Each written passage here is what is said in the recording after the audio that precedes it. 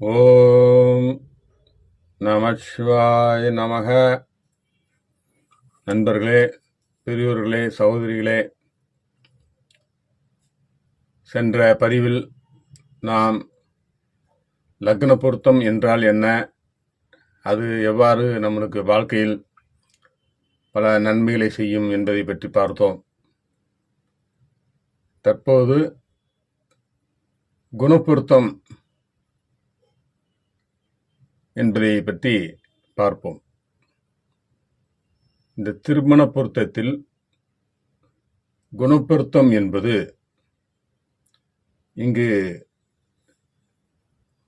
மேசம், ரிஷபம், மிதுனம், கடகம், சிம்மம், கன்னி, துலாம், விருச்சிகம், தனுசு, மகரம், கும்பம், மீனம், இந்த 12 ராசிகள்.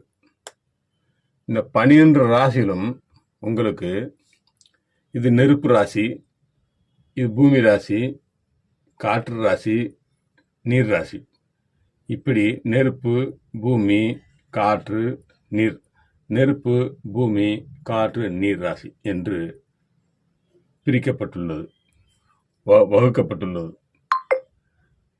இந்த ஒவ்வொரு ராசியும் ஒவ்வொரு குணங்களை கொண்டுள்ளது.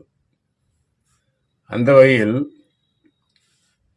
இந்த மேசம், சிம்மம், தனுசு நெருப்பு ராசி, மேசம், சிம்மம், தனுசு நெருப்பு ராசியாகவும், ரிஷபம், கன்னி, மகரம் பூமி ராசி, ரிஷபம், கன்னி, மகரம் பூமி ராசியாகவும், மிதுனம், துலாம், கும்பம் காற்று ராசி, மிதுனம், துலாம், கும்பம் காற்று ராசி, கடகம், விருச்சிகம், மீனம் நீர் ராசி, கடகம், விருச்சகம், மீனம் இது நீர் ராசி என்று வகுக்கப்பட்டுள்ளது. இந்த ராசிகள் ஒவ்வொன்றும் தனக்கென்று ஒரு குணத்தை வைத்திருக்கின்றது. இந்த குணம் மேசம், சிம்மம், தனுசு, மேசம், சிம்மம், தனுசு நெருப்பு ராசி. இந்த நெருப்பு ராசியை லக்னமாக அமைக்கப்பட்டவர்கள் அளவுக்கு அதிகமாக கோபப்படுவார்கள். முரட்டுத்தனமாகவும் தைரியமாக தலைமை பொறுப்பை எடுத்து நடத்தும் ராசியாகவும் இந்த ராசியை கருதப்படுகிறது. மேசம், சிம்மம், தனுசு நெருப்பு ராசி இந்த குணங்களை கொண்டுள்ளது இந்த 3 ராசிகளும். அதே போன்று ரிஷபம்,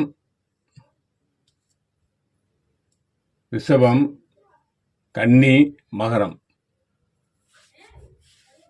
இந்த காலச்சக்கரத்திற்கு 1, 5, 9 நெருப்பு ராசியாகவும், 2, 6, 10 இது காலச்சக்கரத்திற்கு பூமி ராசியாகவும் அமைகிறது. இந்த பூமி ராசி உங்களுக்கு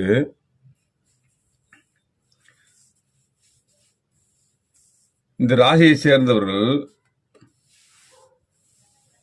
மிகவும் பொறுமை வாய்ந்தவர்களாக இருப்பார்கள்.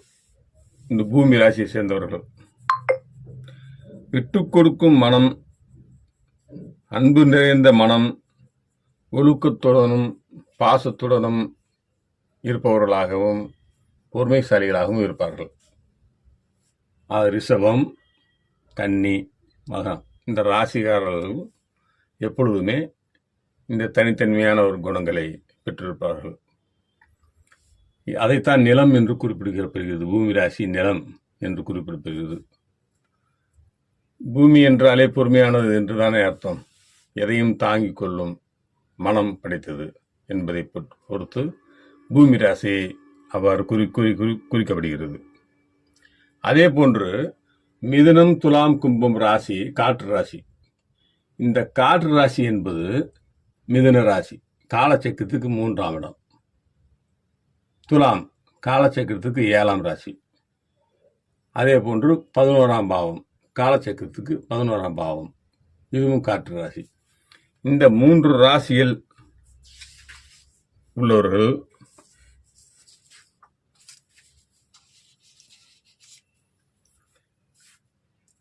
மனம் எப்போதும் அலைபுரிந்து கொண்டே இருக்கும்.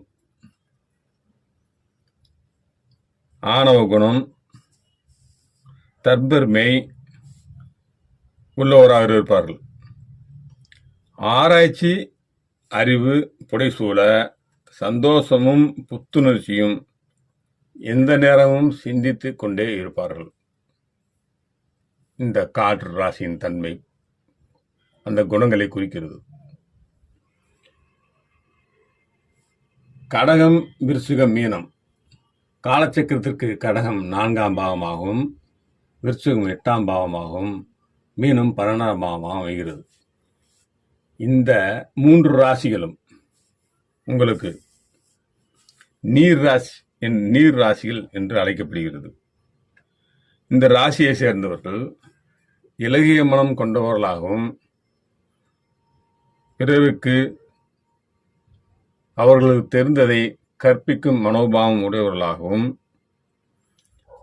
ஞானத்துடன் சூழலுக்கு தகுந்தவாறு தன்னை மாற்றிக்கொண்டு சந்தோஷத்துடன் பிறருக்கு உதவும் குணமாகவும் கொண்டவர்களாக இருப்பார்கள் இந்த நீர் ராசி நண்பர்கள். பொதுவாக நீரின்றி உலகமில்லை என்று கூறுவோம். ஆதலால் எல்லோரையும் காப்பாற்றிக் கொண்டும் பஞ்சபூதங்களில் இதுவும் ஒன்று. இப்படி பஞ்சபூத தத்துவத்தின் அடிப்படையில் நம் முன்னோர்கள் இந்த 12 ராசியை வகுத்துள்ளார்கள். அது மேசம் செவ்வாய் வீடு, ரிஷபம் சுக்கிரனுடைய வீடு, மிதுனம் புதன், கடகம் சந்திரனுடைய வீடு, சூரியன் இது புதனுடைய வீடு என்று வரிசைப்படுத்தி இந்த காலச்சக்கரம் என்ற நியதியை நமக்கு அளித்துவிட்டு சென்றிருக்கிறார்கள். இந்த நியதியின்படி நமக்கு இந்த 12 ராசிகளில்தான் நம்மளுக்கு ஒரு லக்னம் அமையும். மேச லக்னத்தில் லக்னமாக அமைந்தால் மேச லக்னம் என்று கூறுகிறோம். சிம்ம லக்னத்தில் லக்னம் அமைந்தால் சிம்ம லக்னம் என்று கூறுகின்றோம். ரிஷப லக்னம் என்று கூறுகின்றோம். இப்படி கடக லக்னமாக இருந்தால் கடக லக்னம் என்று கூறுகின்றோம். இப்படி 12 லக்னங்கள் நம்மளுக்கு அமைகின்றன. ஒரு ஆணுக்கு இது 12 ராசிகளில் ஏதாவது ஒரு லக்னம் அமையும். அப்படி அமையும் போது மேச லக்னம் ஒரு ஆணுக்கு அமைந்தால், மேச லக்னம் என்பது நெருப்பு ராசி. இந்த நெருப்பு ராசியின் தத்துவத்தின்படி மேசம் சிம்மம் தனுசு, மேசம் சிம்மம் தனுசு இந்த 3 ராசிகளில் ஒரு ஆணுக்கு லக்னமாக அமைந்தால் அவருக்கு நெருப்பு ராசியோ காற்று ராசியோ லக்னம் உள்ள பெண்ணை நாம் திருமணம் செய்து வைத்தால் அவர்களுக்கு குணங்கள் ஒத்துப்போகும். அதே நேரத்தில் பூமி ராசி நீர் ராசி, இந்த மேசம் சிம்மம் தனுசு நெருப்பு ராசி, இந்த ராசிக்கு பூமி ராசி நீர் ராசியை கொண்ட லக்னங்களை நாம் சேர்த்து வைத்தோமானால் அவர்களுக்கு அந்த குணங்கள் மாற்றமடைந்து அது ஒத்துப்போகும் குணம் தன்மை இருக்காது என்பதை இந்த இடத்தில் குணாகாரம் என்று கூறுகின்றோம். அதே போன்று ரிஷபம் கன்னி மகரம் பூமி ராசி, ரிஷபம் கன்னி மகரம் பூமி ராசி, இந்த பூமி ராசிக்கு பூமி ராசி உள்ளவர்களே நாம் பொருத்தத்தில் சேர்க்க வேண்டும், அல்லது நீர் ராசியாக உள்ளவர்களை பொருத்தத்தில் சேர்க்க வேண்டும் அந்த பெண்ணை. அப்படி இந்த ரிஷபம் கன்னி மகரம் உள்ள பூமி ராசி உள்ள லக்னமாக அமைந்த ஒரு ஆணுக்கு பூமி ராசி லக்னமாகவும் நீர் ராசி லக்னமாகவும் ஒரு பெண்ணை நாம் தேர்ந்தெடுக்க வேண்டும். காற்று ராசி நெருப்பு ராசி, இந்த லக்னக்காரர்களுக்கு காற்று ராசியும் நெருப்பு ராசியும் உங்களுக்கு ஒத்துப்போகாத குணங்களை ஏற்படுத்தும். அதே போன்று மிதுனம் துலாம் கும்பம், மிதுனம் துலாம் கும்பம் காற்று ராசி,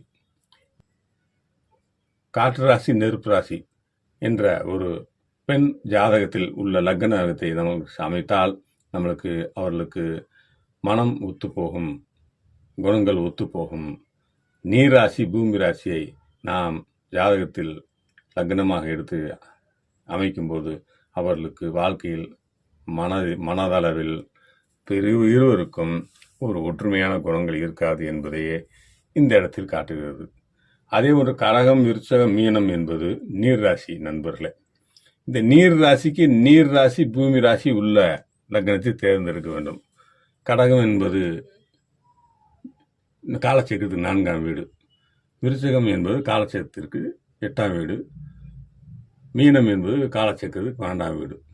இப்போது ஒரு லக்னம் ஆணுக்கு மேச லக்னமாக அமைந்து அவருக்கு இந்த கடகம், விருச்சகம், மீனம் இந்த ராசியில் உள்ள லக்னத்தை அமைக்கக்கூடாது.